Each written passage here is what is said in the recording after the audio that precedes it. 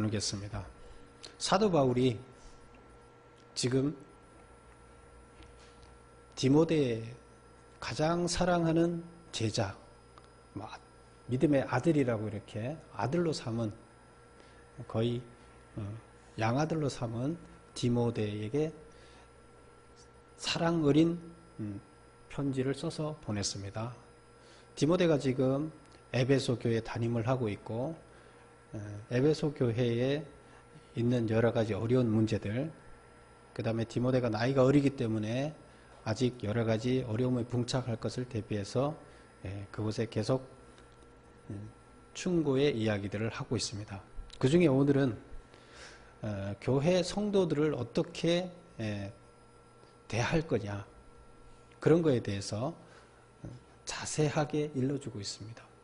근데 오늘 보면 여기 5장 내용을 보면 첫 번째는 성도들을 어떻게 대할 거냐, 나이 든 사람, 젊은 사람, 여자, 남자 어떻게 대할 거냐 얘기를 먼저 합니다. 그리고 그 다음에 3절부터 지금 오늘 읽은 16절까지는 무슨 얘기를 하냐면 과부를 어떻게 대할 거냐 얘기를 쭉 하고 있습니다. 한 장에 지금 5장의 많은 부분을, 그리고 지금 5장이 25절까지 되어 있는데 17절부터 25절까지 남은 부분에서는 누구에 대해서 얘기하나, 장로를 어떻게 대할 거냐. 장로는 목회자입니다. 목회자를 어떻게 대할 거냐. 에베소 교회가 지금 그 지교회가 여러 군데가 있죠. 그러면 각 지교회에 목회자들이 서 있겠죠. 그래서 그들을 장로라 부른다 그랬죠. 근데 그들에 대해서 어떻게 할 거냐, 이렇게 크게 세 부분으로 나누는데 여기서 가장 많은 부분을 가장 자세하게 이야기하는 것이 누구예요? 과부에 대한 이야기입니다. 왜 이렇게 과부에 대한 이야기를 이렇게 많이 하고 있을까? 과부가 너무 많아서 그랬을까? 무슨 문제일까? 왜 그랬을 것 같아요?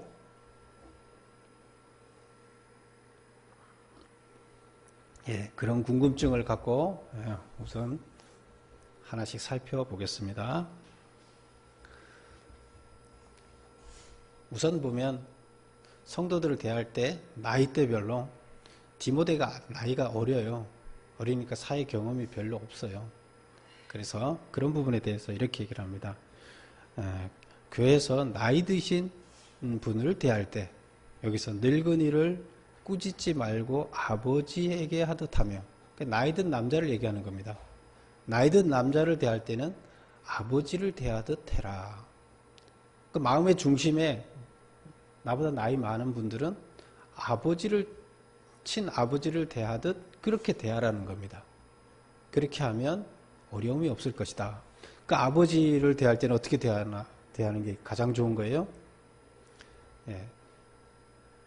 아버지한테는 존경하는 마음을 갖는 것이 가장 좋은 거예요. 그래서 존경하는 마음을 갖고 성도들, 나이 든 성도들을 대하라. 이렇게 그들이, 우리가 아버님 보면 성장하다 보면 어느 날부터 아버지가 나보다 작게 느껴질 때가 있죠. 여러분 안 그래요? 어머니든 아버지든 어렸을 때는 너무 크게 보이는데 어느 날부터는 그분들이 나보다 작게 느껴질 때가 있어요. 그게 많이 컸다는 거죠. 키를 얘기하는 게 아니죠. 그래도 그분들한테는 살아온 인생의 연륜, 깊이, 내가 무슨 일을 빨리 처리할 수 있는 능력이 있고, 힘이 더 세고, 세상에 가서 어떤 일을 더 잘할 수 있을지는 몰라요. 젊은 사람들이. 그러나 앞서서 살아온 그 인생의 지혜는 우리가 생각하고 있는 눈에 보이는 것보다 보이지 않는 그 많은 부분이 있습니다. 그리고 나는 부모님으로부터 시작됐습니다. 그래서 그거에 대한 마음은 항상 존중하는 마음을 가져야 됩니다. 그 다음에 두 번째는 또 남자 젊은이, 나보다 나이가 어린 젊은 사람들을 볼 때는 어떻게 봐야 되느냐? 그때는 형제에게 하듯하라. 뭐 이거는 지금 디모데가 교회에서 성도들을 대할 때 나이가 어린 목회자가 어떻게 대하느냐 이 얘기지만 실제적으로 이것은 꼭 교회에 한정된 것은 아닙니다. 우리가 살아가면서 사람들을 어떻게 대해야 될지, 또 우리가 교회에서 내가 목회자가 아닌 성도지만 교인들을 어떻게 대해야 될지 똑같은 얘기입니다. 그런 차원에서 보시면 됩니다. 형제에게 하듯하라. 친형제처럼 생각하라는 겁니다. 친형제처럼 생각하게 되면 우선 믿겠죠. 믿고 사랑을 나누는 마음을 여는 이런 것이 되겠습니다. 그 다음에 늙은 여자에게는, 나이 드신 어르신들한테 어떻게 하느냐? 어머니 여자에게는 어머니에게 하듯하라. 그 다음에 젊은 여자에게는 깨끗함으로 자매에게 하듯하라. 여기서 깨끗함으로 해라, 이렇게 깨끗함으로 하라, 이게 무슨 말일까요? 순수한 마음으로 대해라. 여자로 보지 말고 친동생으로 순수한 마음으로 대해라, 이렇게 얘기를 하는 겁니다. 그 다음에 그렇게 하면서 과부에 대해서 얘기하는데 3절에 보면 과부에 대해서 참 과부인 과부를 존대하라, 이렇게 얘기를 합니다.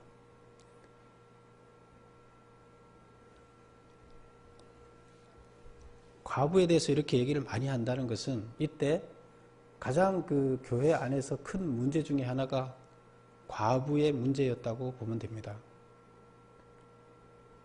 과부가 많았다는 얘기겠죠? 그리고 과부인 사람들이 뭐가 문제일까요?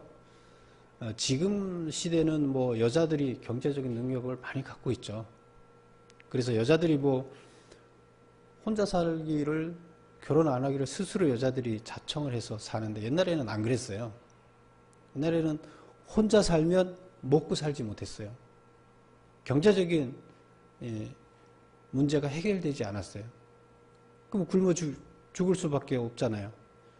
그러면 누군가랑 결혼을 해야 되는데 결혼을 할 수 없는 상황, 갔다가 왔잖아요. 이럴 경우에 어떻게 해야 돼요? 그래서 사회적인 약자가 되는 거예요. 스스로 살아갈 수는 없고 사회에서는 버림받았고, 그럼 그들을 어떻게 도와줘야 되느냐?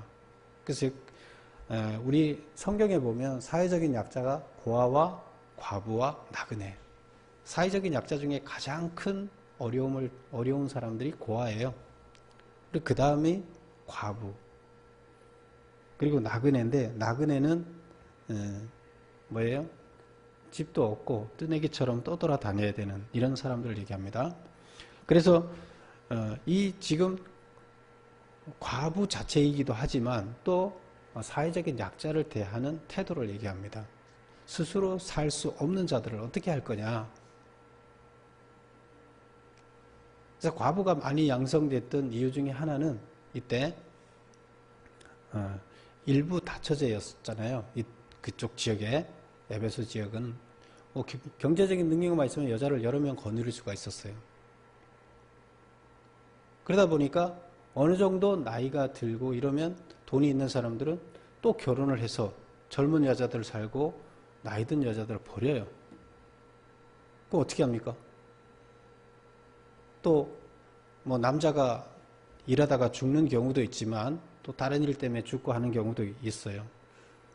그렇지만 가장 큰 문제는 바로 그런 문제였어요. 근데 그거가 사회적으로 용인이 되다 보니까 이런 문제가 많습니다. 그러면 교회에서는 어떻게 해야 되느냐? 그들을 그냥, 사회적인 약자를 그냥 둘 거냐? 그럴 수 없다는 거죠. 그 여자들, 경제적인 문제가 해결되지 않은 나이든 여자들을 사회적인 약자이기 때문에 교회에서 그것을 돌봤습니다. 그리고 신약시대에는 7집사를 세웠던 이유 중에 하나도 바로 이 과부 문제를 해결하기 위해서 했던 겁니다. 그들을 어떻게 생계 대책을 마련해 줄 거냐, 7 집사들이 세워서 그들이 몰려오는 성도들의 그 생계 문제를 해결해 주도록 했습니다. 근데 그게 어떻게 해결합니까? 헌금을 통해서, 교인들의 헌신을 통해서 그것을 해결해 줬습니다. 그래서 교회에서 중요한 문제 중에 하나가 이 경제적인 약자들을 해결해 줘야 됐습니다. 그래서 그 중에 대표적인 것이 과부입니다. 그래서 이 문제를 이렇게 깊이 다루고 있습니다. 그러면 여기서 참 과부인 과부를 존대하라. 참 과부가 무슨 뜻이에요? 참 과부. 가짜 과부, 참 과부가 뭐예요? 참 과부인 과부를 존대하라. 참 과부라는 것은 여기서는 이 성경에서 이렇게 쓰고 있습니다. 교회에서 구제해줄, 교회에서 구제의 대상으로서 명부에 올려서, 그러니까 지금으로 뭐 동사무에서 뭐 그렇게 무슨 대상자라 딱 해서 그거를 책임을 져주죠. 그렇듯이 교회에서 그들의 생계를 책임져 주기 위해서 아예 리스트에 딱 올리고 그는 교회에서 책임을 져줘야 된다. 이런 사람을 얘기합니다. 이것을 진짜 과부. 근데 남자가 없으면 다 과부예요. 그런데 그 중에서 대상으로 이렇게 딱 올라간 사람을 참 과부라고 이렇게 표현을 하고, 그들을 어떻게 하라? 존대하라. 이렇게 얘기를 하고 있습니다. 그러면 존대하라는 거 뭐예요? 사실 이때 경제적인 약자들, 교회에 와서 교회에서 주는 것 구호를 가지고 먹고 살아야 되는 사람들, 이런 사람들을 교회에서 그들을 대할 때 혹시나 교회에서 헌신하는 사람들이 반대로 대할 수도 있어요. 그들을 하찮게 이렇게 볼 수도 있어요. 근데 그렇게 하지 말라는 겁니다. 그래서 인간적으로 정말로 존중해라. 그리고 동시에 경제적인 도움까지도 해결해 주어라. 친가족처럼 대하라는 겁니다. 그럼 성도들을 대할 때 앞에서 보면 다 가족처럼 대하라 이렇게 얘기를 한 거죠. 대하는 마음의 태도예요. 그 다음에 4절에 보면 만일 어떤 과부에게 자녀나 손자들이 있거든 그들로 먼저 자기 집에서 효를 향하여 부모에게 보답하기를 배우게 하라. 이것이 하나님 앞에 받으실 만한 것이니라. 자녀가 있으면 혹은 손자가 있으면 그것을 책임지게 하라는 거예요. 그 자녀들이. 왜 이런 말을 할까요? 교회에서 책임을 져주니까 교회에다 떠넘기는 거예요. 어느 정도 할 수 있는데 자기네가 부모님 같이 모시고 혼자 된 어머님을 모시고 봉양을 잘 할 수도 있는 여건이 되는데도 불구하고 교회에서 준다 그러니까 교회에다 떠넘기는 거예요. 그리고 자기들이 책임을 안 지려고 하는 이런 풍조, 이거 잘못된 거다. 그래서 여기서 이렇게 얘기합니다. 효의 실천은 곧 하나님을 믿는 것과 불가분의 관계다. 하나님을 믿는다 그러면 효를 실천해야 된다는 겁니다. 그래서 부모를 공경하지 않는다면 그 신앙 자체가 의미가 없다는 겁니다. 부모를 공경하지 않는 마음을 가지면서 뭐 자기네가 책임 안 지고 교회에다가 떠넘기면서 자기들이 교회 열심히 다니는, 그거는 하나님이 인정하지 않겠다는 거죠. 그거는 하나님을 공경하는 게 아니라는 거죠. 그 다음에 이제 5절에서부터 7절의 이야기는 무슨 얘기냐 하면 과부는 하나님께 소망을 두어 기도하게 해라 이렇게 얘기합니다. 향락에 빠지지 않도록 해라. 혼자 사는 여자들이 뭐 낙이 없으니까 또 이쪽 지역의 그 문화 자체가 그 이방신 다신교를 섬기면서 성적인 걸로 굉장히 그냥 그 번잡하게 돼 있으니까 그런 게 빠지지 않도록 하라는 겁니다. 그래서 교회에 나오는 지금 과부들, 그들을 어떻게 할 거냐? 하나님께 소망을 두고 기도하게 하라는 겁니다. 그리고 향락에 빠지지 않도록 해라. 방탕과 성적 부도덕 등 쾌락을 추구하는 자는 영적으로 죽은 자다. 이미 그들은 살아있는 게 아니라는 거예요. 그래서 살아있게끔 그들을 해야 된다. 그러면 교회에서 그들을 프로그램을 만들어서 그들이 하나님께 많은 시간을 드릴 수 있도록 이렇게 하라는 거죠. 배려하라는 거죠. 그 다음에 8절에 보면 자기 친족 또는 자기 가족을 돌아보지 아니하면 믿음을 배반한 자다. 불신자보다 더 악한 자다. 이렇게 얘기를 하고 있습니다. 자기 친척 중에 이런 과부가 있어요. 고아가 있어요. 근데 그걸 돌보지 않는다. 그러면 하나님을 믿지 않는 사람들보다 더 악한 자다. 하나님을 믿는다면서 그렇게 한다는 것은 더 악한 자다. 이렇게 얘기를 하고 있습니다.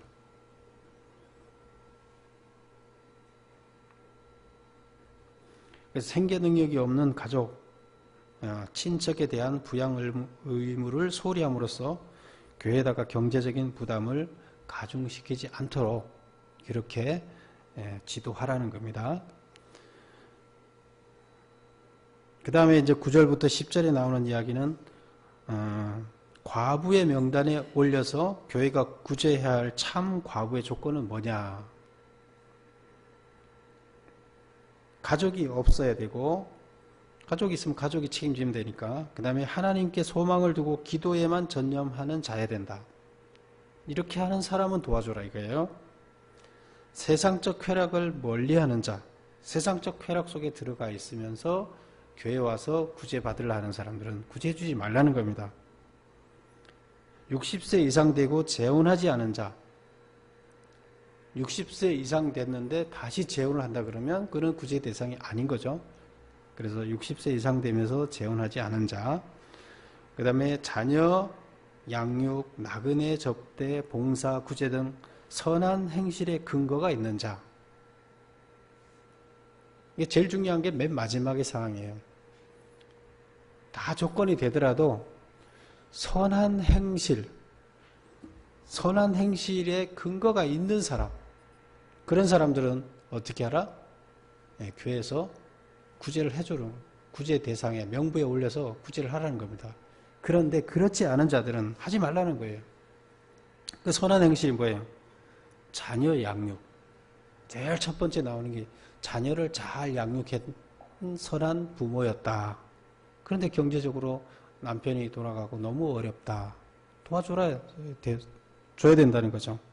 자녀를 그렇게 훌륭하게 양육한 것은 선한 일인 거죠. 그 다음에 나그네들을 이렇게 잘 도와주는 사람, 또 이웃을 위해서 봉사하는 사람, 구제를 열심히 하는 사람, 이런 사람들, 이런 일을 했던 근거가 있던 사람들, 그런 사람들을 구제 대상에 넣으라는 거예요. 선한 행실이 없던 사람들은 넣지 말라는 겁니다. 오늘날 교회만 오면 무조건 다 도와줘라 이거하고 좀 틀리죠. 여기서는.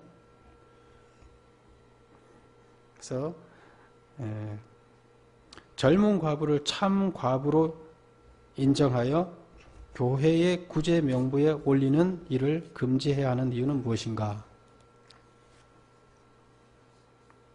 11절부터 15절까지 쭉 그런 얘기를 하고 있어요. 젊은 과부를 교회 명부에 올리지 말아야 될 이유가 뭐냐? 첫 번째는 나이가 젊어서 재혼할 가능성이 많으며 이로 인해서 헌신의 서원과 맡은 바 직분을 외면할 가능성이 있다. 이게 뭐냐면 그리스도를 배반할 가능성이 있다 이렇게 표현하고 있는데 이게 무슨 말이냐 하면 바로 헌신하겠다고 내가 교회 구제 명부에 올려주면 내가 열심히 헌신하겠습니다. 또 교회에서 어떤 직분을 주면 그것을 감당하겠습니다. 이렇게 서원을 해놓고 그것은 누구랑 한 거예요? 하나님이랑 서원한 거예요. 그렇게 해놓고 자기 정욕 때문에 어느 날 남자랑 결혼해서 가버리면 어떻게 돼요? 하나님과 한 서원과 틀리게 된다는 거죠. 그래서 그러면 어떻게 돼요? 하나님한테 죄를 짓게 되는 거잖아요.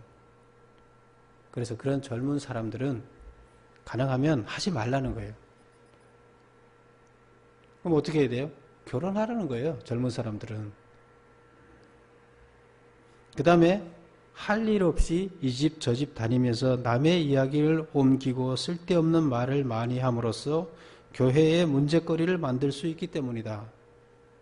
명부에 올려놓고 밥 잘 먹여주고 교회에서 구제를 해줬더니 할 일이 없으니까 젊어서 힘은 있고 다니면서 여기저기 다니면서 말만 이 말 저 말 쓸데없는 말을 옮기고 결국 교회의 문제거리를 야기시키는 이런 일을 하게 된다는 거예요.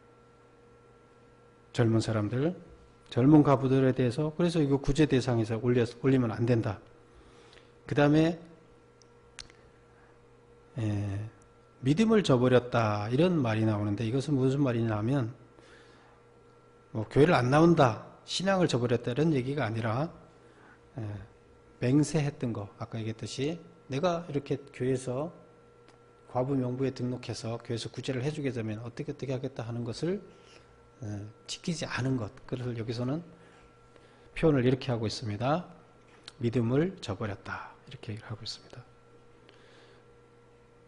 그래서 이제 중요한 것은 이 내용입니다. 젊은이는 시집가서 아이를 낳고 집을 다스리고 대적에게 비방할 기회를 조금도 주지 않도록 하기 위해서 젊은이를 구제 명부에 등록하지 말아야 된다.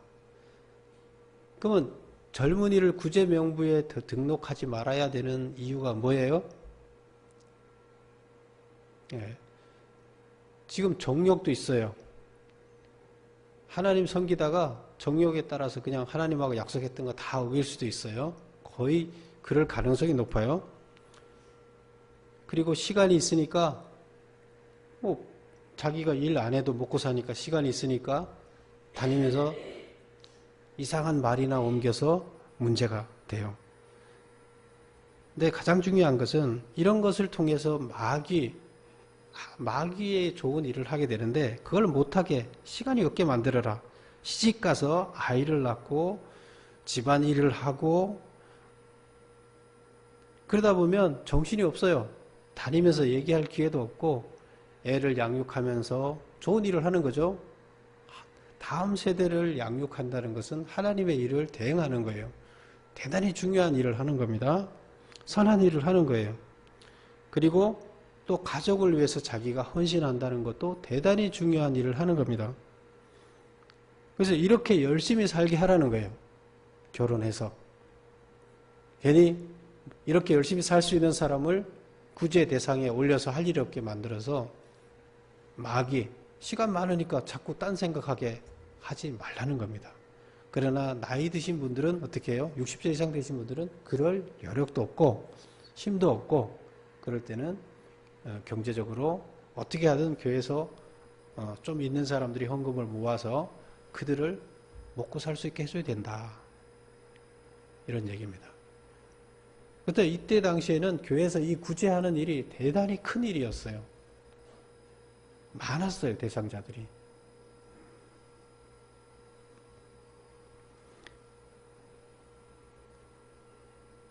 그래서 요즘 보면은 뭐 여자들이 결혼을 안 하려 그런다. 뭐 왜 나 혼자 위해서 살지 자식 때문에 내가 이렇게 고생하면서 살아야 되느냐.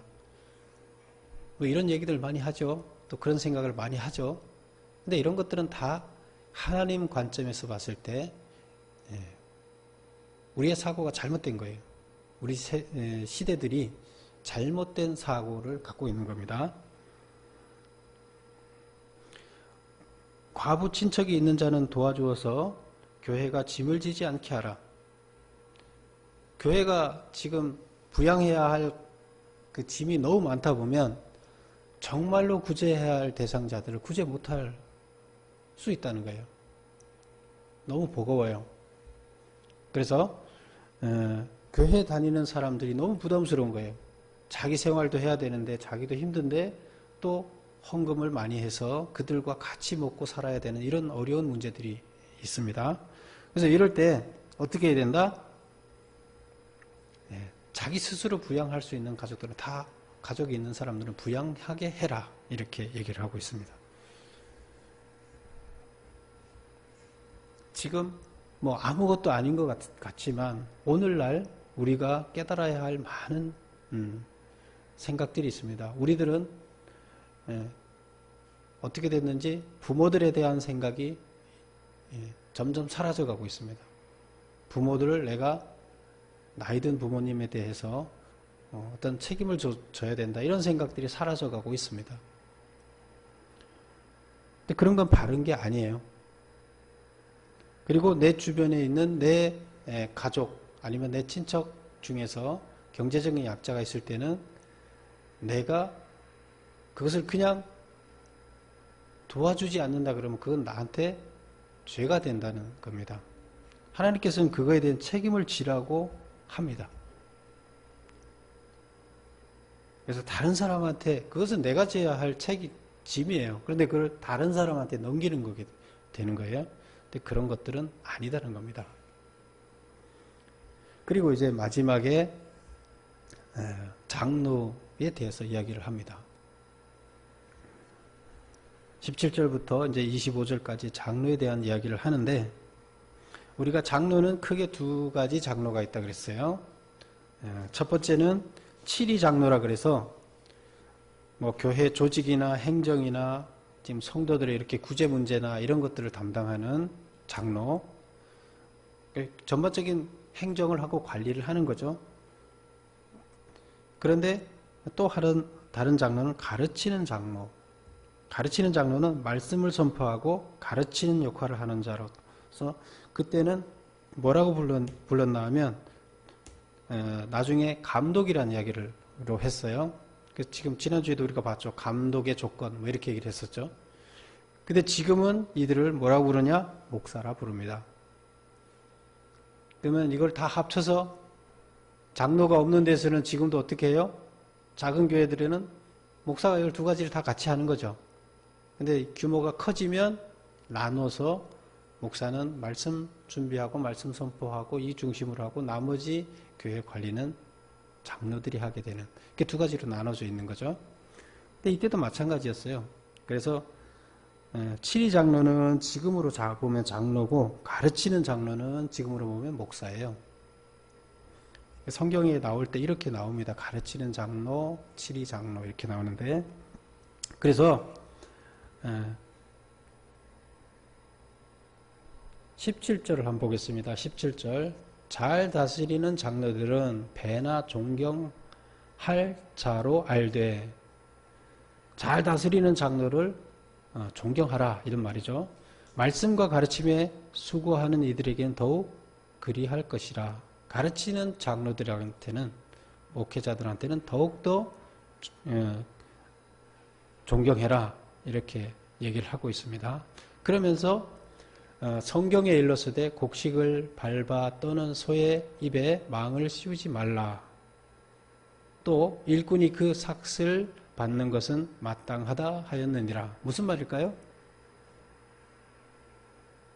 곡식을 밟아 떠는 소가 지금 곡식을 열심히 떠는데 소한테 아무것도 먹이지 않고 쫄쫄 굶기면서 한다 그러면 일을 시키는 사람은 나쁜 놈이라는 거예요. 그래서 힘든 일을 시켰으면 너희들을 위해서 너희가 할 일을 소한테 다 시켰으면 소가 그걸 먹게끔 멍에를 씌우지 말라는 거예요. 일꾼에게 뭘 줘야 돼요? 먹이를 주라는 거예요. 그러면 장로들은 뭐예요? 일꾼이라는 거예요. 일꾼들한테 먹이를 줘야지 멍에를 씌우면 안 된다 이런 얘기고 그 다음에 보면 일꾼이 그 삭을 받는 것은 마땅하다. 이게 같은 말이죠. 그래서 가르치는 장로들에게는 정신적인 예우뿐만 아니라 그에 상응하는 충분한 보수를 주어야 하며 이를 통해 그들이 교회 일에 더욱 매진하도록 해야 된다. 이게 왜 중요하냐 하면 목회자들이 가르치는 장로들이 성경을 연구하고 가르치는 데 집중하지 않게 되면 앞에서 봤듯이 어디에 집니까? 이단에 집니다. 목사 자체가 이단에 지게 되는 거. 그렇게 되면 성도들은 다 이단에 넘어가는 거예요. 하나님 나라를 만드는 교회가 아닌 거예요. 이게 상당히 중요합니다. 왜 여기에서 이런 얘기를 썼느냐? 왜 디모데한테 이런 얘기를 하느냐? 앞장에서도 그랬죠. 디모데한테 뭐에 전념하라 그랬어요? 말씀 연구하고 가르치는 데 전념해라. 그래서 지금 디모데가 또 디모데 밑에 있는 지교회들 있잖아요. 지교회들 그 목회자들이 장로들이 있는데 그들의 어떤 대우를 받게 해줘야 되느냐? 그들이 말씀 공부하고 선포하고 올바른 방향을 갈 수 있게끔 양육할 수 있게끔 그런 여건을 마련해 줘야 된다는 겁니다. 그래서 이것을 디모데한테 권하고 있습니다. 그리고 장로들이 때에 따라서는 장로들이 그 불필요한 송사에 휘말리지 않도록 해야 된다. 앞에 있는 사람들을 모함하거나 이때 당시에 이방들 지금도 마찬가지죠. 뭐 이단들이 지금 막 소송을 걸고 막 그러잖아요. 근데 거기에 덩달아서 교회 안에서도 지금 이단 문화가 들어와서 막 융성하고 이럴 때 위에 치리자들을 소송을 걸어서 어떻게 해보려고 하는 이런 일들이 많이 발생합니다. 근데 이런 일이 없게끔 하나님의 일을 하는 사람들이 권위를 갖고 할 수 있게끔 다른 사람들보다 소송 문제를 어렵게 만드는, 그래서 두세 사람이 꼭 증인이 없을 때는 소송을 못하게끔 하는, 소송에 휘말리지 않게끔 하는 이런 얘기를 합니다. 그러면서 끝에 보면 우리 성경 끝에 한번 보겠습니다. 23절에는 이렇게 봅니다. 물만 마시지 말고 내 위장과 자주 나는 병을 위하여 포도주를 조금 쓰라. 이제 이것은 디모데가 이렇게 보면 위장이 안 좋은 사람이죠. 근데 위장이 안 좋으면 알코올 이런 것을 좀 먹게 되면 이렇게 소독이 되는데 이제 그렇게 하라고 이제 개인적으로 일러주는 겁니다. 근데 이 디모데는 워낙 경건주의라 알코올이 들어간 거 이런 거는 전혀 먹지 않고 그러니까 너 건강을 위해서 이렇게 약을 좀 먹을 수 있도록 해라 이렇게 얘기를 하는 거예요. 개인적인 부탁이죠. 그리고 24절 보면 어떤 사람의 죄는 밝히 드러나 먼저 심판에 나가고 어떤 사람들의 죄는 그 뒤를 따르나니. 무슨 말일까요? 이와 같이 선행도 밝히 드러나고 그렇지 아니한 것도 숨길 수 없느니라. 어떤 사람들의 죄는 밝히 드러나 먼저 심판에 나가고, 재판에 가기 전에 벌써 드러난다는 얘기예요. 어떤 사람의 죄는 이 사람이 죄인인지 아닌지를 어떤 사람의 죄는 먼저 드러나고 어떤 사람의 죄는 그 뒤에 드러난다, 따른다. 이 얘기는 재판하는 중에 재판을 하고 나서야 그 죄인인지 아닌지를 분별할 수 있다. 그러면서 끝에 가서 이렇게 얘기합니다. 이와 같이 선행도 밝히 드러나고 그렇지 아니한 것도 숨길 수 없다. 옳고 그른 거, 선을 행하는 것은 반드시 하나님 앞에 다 드러난다는 거예요.